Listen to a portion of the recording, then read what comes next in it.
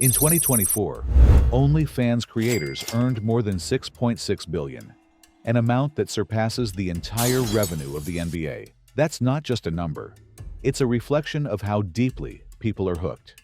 Every scroll, every click, every late-night session staring at your phone screen, you helped build that figure. But this isn't just about money. It's about the attention economy and how it's draining your soul, not just your time. You don't realize it yet, but you're actively handing over the most valuable currency you have, your focus. You're not broke because you're unlucky. You're broke because you're distracted, because you're choosing pleasure over purpose, comfort over clarity. And in this video, I'm not just going to warn you. I'm going to show you how this trap, this invisible addiction to lust, is quietly dismantling your future, and how someone like Ayanokoji, emotionless and calculating, offers the blueprint to break free. Part 1. Lust doesn't scream, it whispers. Most people misunderstand how lust works. They think it's a loud, obvious temptation, but it isn't. It's a quiet whisper, showing up in subtle ways. A social media scroll, a notification, a moment of loneliness at midnight. It never feels dangerous until it's already consumed you. Your brain releases a hit of dopamine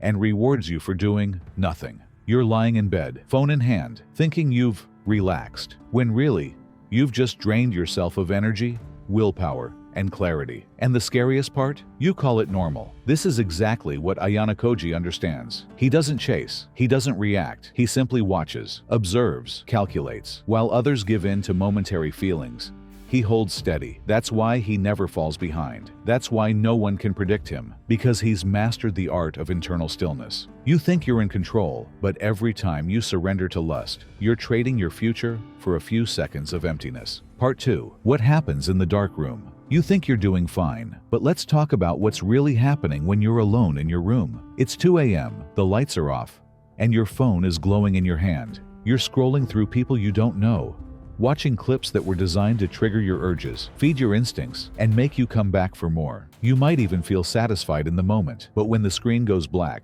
what are you left with? Emptiness, regret, confusion. Your brain can no longer tell what's real. It floods you with dopamine, but no achievement follows. No progress, no value. That's not connection. It's chemical trickery. That's not power. It's mental slavery. And it's happening silently every day. Ayanokoji would never allow that. He knows what he wants. He lets his emotions pass through like wind through an open window. He doesn't deny them, but he never lets them control the room. Part 3.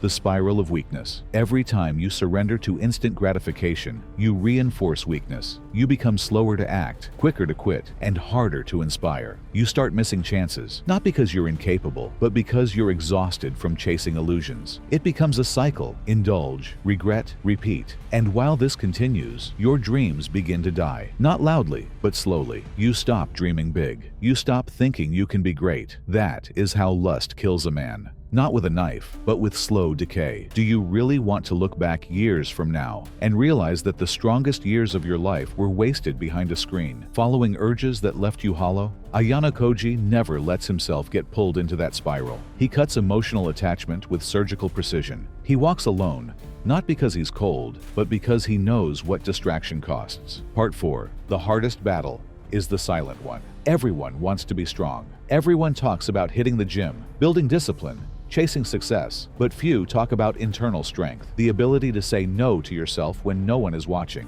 The real test isn't in public. It's not on the stage or at the gym. It's in those quiet moments at night when temptation is at its loudest and you're all alone with a choice: fall or fight. Ayanokoji wins because he's built to withstand silence. While others crumble when no one is around, he thrives. His strength isn't physical, it's psychological. He has mastered his emotions, not denied them. He feels like everyone else, but he doesn't flinch. And that, more than anything else, is what you need to understand if you want to escape this trap. Part 5. You can't run forever. You can try deleting apps, locking your room, going offline, but those are band-aids. The truth is, you can't run from lust. You have to face it. You have to look at yourself in the mirror and ask the real questions. Why am I doing this? What am I afraid of? What pain am I numbing? And more importantly, who do I want to become? This battle is not about suppression. It's about control, not avoidance, but redirection. Use that fire inside you to build something. Let me tell you the saddest part. Most people won't change. They'll finish this video, feel inspired for a moment, then fall right back into the same patterns. They'll scroll again. They'll waste another night, another week,